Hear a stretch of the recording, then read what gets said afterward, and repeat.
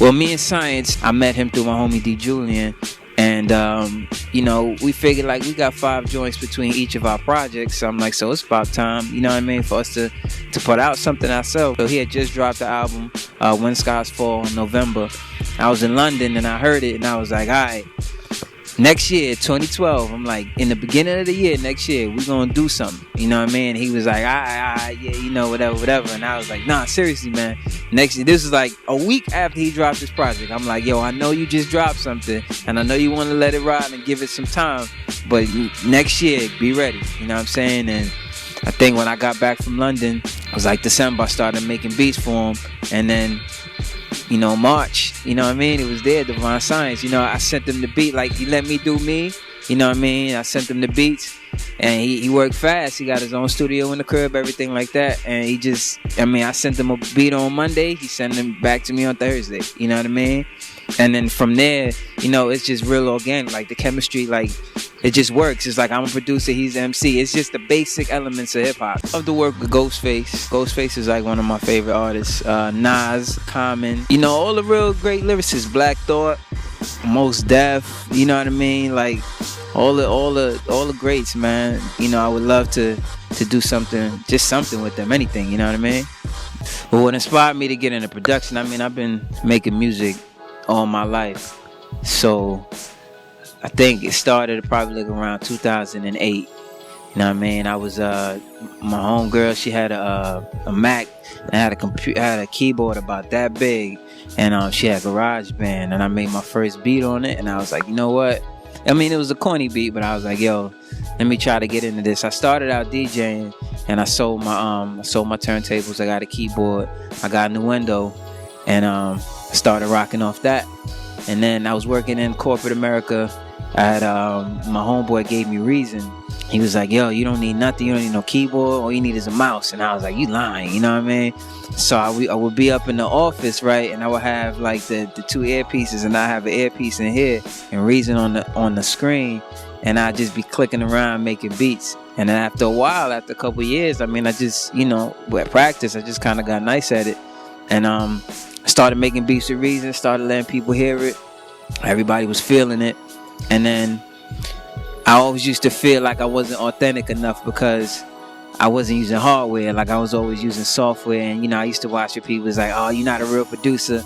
You know what I'm saying? If you're not using hardware, or if you don't know how to use hardware. And all my favorite producers, RZA, Premier, Pete Rock, and everybody like that, they wasn't on Reason, they was on MPs, you know, ASR10s and all that. So I was like, let me cop something. So I copped the MV8000, and going from Reason and never using a drum machine to MV8000, it was just too big for me to understand, you know what I mean? I was used to making beats, and then I got the MV8000 and I couldn't make nothing, and I just felt handicapped. So I was like, you know what, let me try to get something smaller.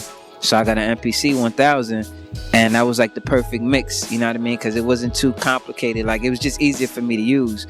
And the first beat I made on that was dope. So I was like, yo, let me keep going.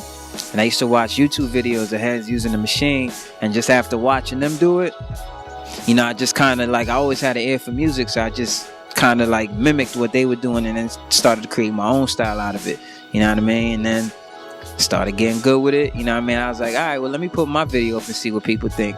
And then putting my videos up, you know what I mean, it just gave me a whole like worldwide exposure, you know what I mean? And then from there, it just kept growing and growing and growing. So now I put it back out there just in case, you know, I know there's a lot of people that I can inspire, so I put my stuff out there, you know what I mean? And that's really like the journey from the start to beginning of where I'm at now.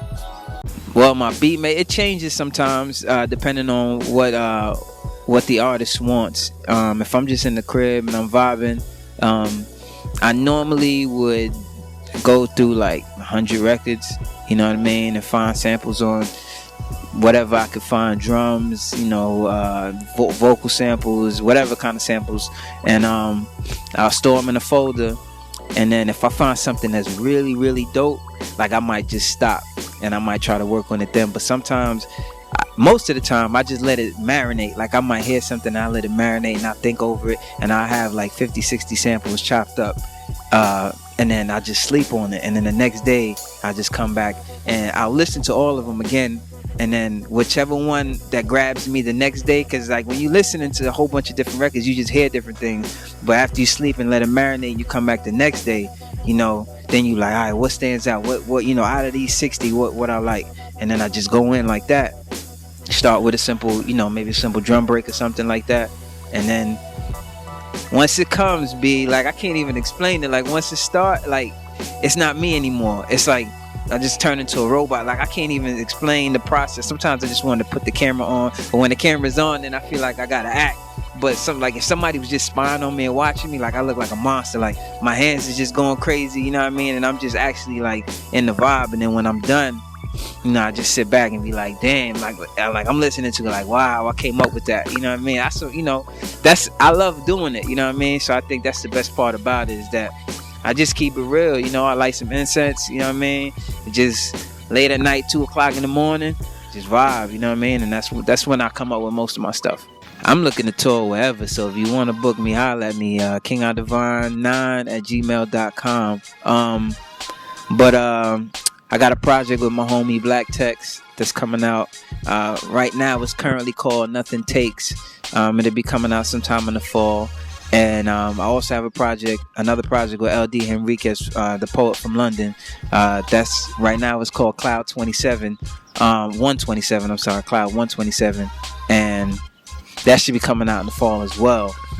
The Divine Science Deluxe Edition, that's coming out in the fall, so look out for that. And we're just gonna be. I got a couple of shows in New York.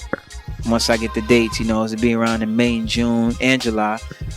So I'll be up here in New York performing Divine Science and stuff like that. But that's about you know, little things here and there, but that's about it right now. Yo, what up? This is King Out Divine, the MPC, synonymous with King Out Divine. And right now you watching CISETV. Peace.